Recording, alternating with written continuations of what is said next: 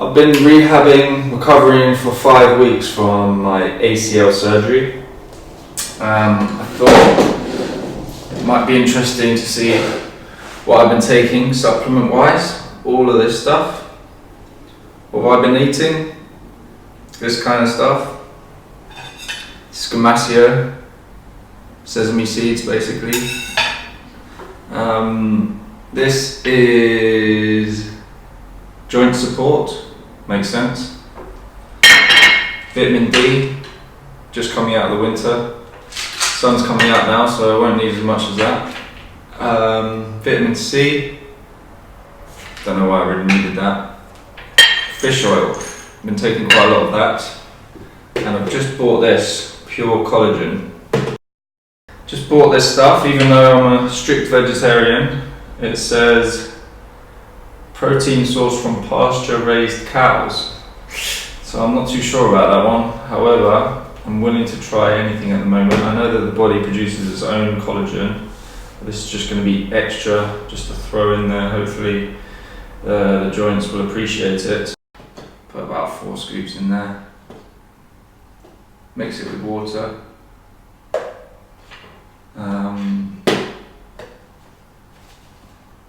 Doesn't really taste of anything.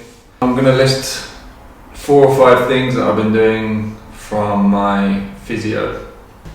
Now, as you can see, this leg I can get plenty of muscle, you can see. This leg, I'm not managing to really fire up those muscles. It's not that that muscle's not there, it's just that my brain is not connecting with the right movements. My knee is just restricting it by sort of giving me sensations of stiffness and pain, because it needs to relearn that actually it's okay to make this movement. You know, I'm not in danger, I'm not going to re-injure it. Obviously the ligament was ruptured and the body reacts just by shutting down that whole area. So you need to relearn how to fire those muscles, and it's not necessarily doing heavyweight squats or building muscle that's necessarily going to do that for you. So one exercise was, rather than forcing the leg straight, you actually start off just all your weight down into the roller. So just sink into the roller and just rest there. So it's really important that you don't try to lift the leg using the hip. You don't try to compensate by doing any of this, because all of the activation is inside the knee that we're trying to relearn. Really just focusing on having the weight really heavy into the roller and lifting the foot only. And what I'm trying to do there is I'm trying to straighten my leg, I'm trying to force the leg into sort of remembering how to use those muscles. It's the micro movements that I'm doing.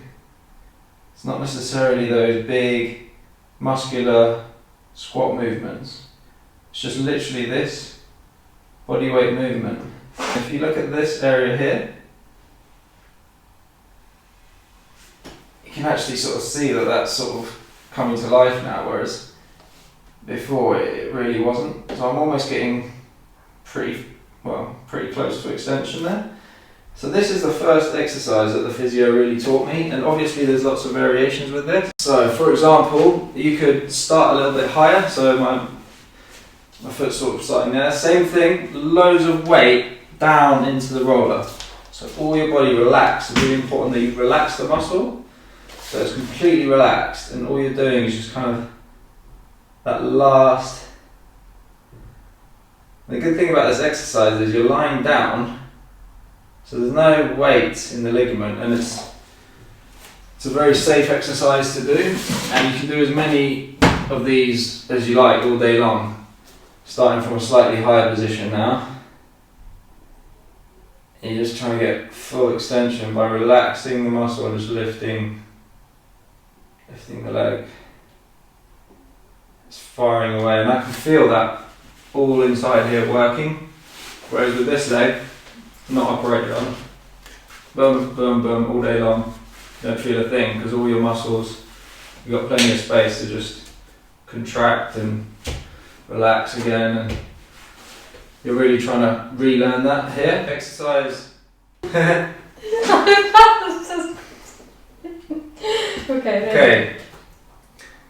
You're looking at my leg? Più piano, no? Exercise number 2. So the first one was trying to extend. The second one is getting a medicine ball.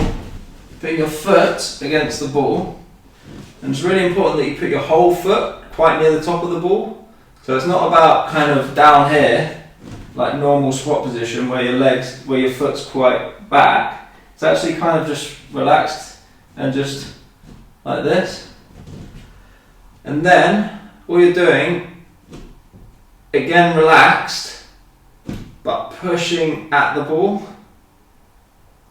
It's quite hard to describe what I'm feeling here, but I'm just feeling all the muscles kind of activate here and slightly in the hamstring, because I got my graft to fix my ACL from my hamstring.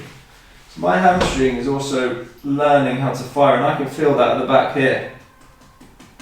I'm actually getting quite tired now. All it is just pushing into a ball and then maybe relaxing, maybe trying slightly different positions, maybe trying slightly further back. It should be even a little bit harder on my hamstring, yeah? So as I'm back here, it's a little bit of a different sort of push than when I'm sort of up closer and pushing. That's a completely different sort of feeling in my hamstring. So this is very good, and it's not heavyweight stuff that you're doing here, it's just really micro stuff. Exercise number 3, all about rotation. So apparently, Physio told me every time we walk, anytime we do anything, we have small rotations in the knee. And so with my knee in the state that it is now, it's not very easy for my knee to rotate. So if I do that with my good leg, it's quite easy. There's a lot of rotation going on there. Whereas if I turn it in that leg, there's rotation, but there's less. And you can feel it if you push into this area here.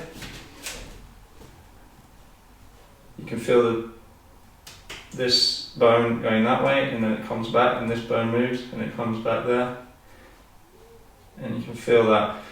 So what he told me to do is, by keeping the leg flexed, toes up, just really pushing inside, relaxing outside, back, inside. And you can do this anywhere. At work, sitting on the train, on the way to work. It's really important to just do hundreds of these basically and fire in that rotation. You can even help yourself rotate or get somebody else to sort of help you. You can add some resistance, push against it. Lots of different variations, lots of ways you can work that rotation in. Okay, next, number 4. That was a bit more difficult to demonstrate because he was using these sliders. Now I don't have any sliders on me, but I've ordered some, so they should be on their way. You can use the foot for now. Hope Elena doesn't mind me using her book. Basically all it is lying down and just literally very slowly just using your hamstring. Make sure you've engaged the muscle and you're just using that hamstring to just pull really slowly, but engaging it all the way and not trying to use these other muscles to help you do it. That way you're going to wake up the muscle that you're trying to sort of connect back to, so that your brain learns and your muscles learn that it's all safe to do these movements again. And then back down with the extension. It's not as easy to do this with a book.